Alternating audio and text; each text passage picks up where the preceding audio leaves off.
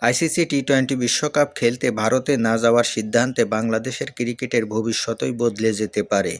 বিসিবির দাবি বাংলাদেশ বিশ্বকাপ না খেললে বিশ্বকাপ ২০ কোটি দর্শক হারাবে। কিন্তু বাস্তবতা হলো বিশ্বকাপ বয়কটের ফলে অপূরণীয় ক্ষতির মুখে পড়বে বাংলাদেশ নিজেই। আর্থিক বিপর্যয় থেকে শুরু করে আন্তর্জাতিক মঞ্চে একঘরে হয়ে যাওয়ার আশঙ্কা বাড়বে। বিশ্বকাপ না খেললে বড় ধরনের পার্টিসিপেশন মানি থেকে বঞ্চিত হবে বাংলাদেশ।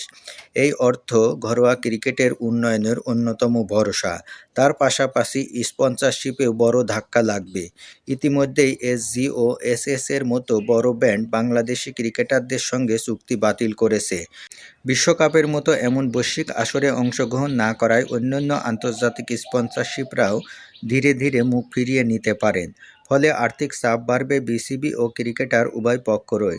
সবচেয়ে বেশি ক্ষতিগ্রস্ত হবেন দেশের ক্রিকেটাররা। বিশ্বকাপ না খেলায় ম্যাচ ফি বাবদ যে ক্ষতি হবে তার দায় ক্রিকেট বোর্ড নেবে না। এতে করে ক্রিকেটারদের মধ্যে অসন্তোষ তৈরি হবে। ক্যারিয়ার বাঁচাতে অনেক ক্রিকেটার বিভিন্ন বিদেশি লিগ বা অন্য দেশের পথ বেছে নেওয়ার কথাও ভাবতে পারেন। আইসিসির নিয়ম অনুযায়ী পার্টিসিপেশন এগ্রিমেন্ট ভাঙলে কড়া শাস্তি হতে পারে। বাংলাদেশের বিরুদ্ধে সাময়িক নির্বাসন ও ভবিষ্যতের আইসিসি টুর্নামেন্টে নিষেধাজ্ঞা, এমনকি র্যাঙ্কিং পয়েন্ট কাটা হতে পারে। আর পয়েন্ট কাটা গেলে বিশ্বকাপ বা চ্যাম্পিয়ন ট্রফিতে সরাসরি খেলার পথ বন্ধ হয়ে যাবে বাংলাদেশের জন্য। এর পাশাপাশি আন্তর্জাতিক ক্রিকেটে বাংলাদেশের প্রভাব কমে যাবে। ভবিষ্যৎ সূচি তৈরিতে বড় দলগুলোর সঙ্গে সিরিজ পাওয়া কঠিন হবে।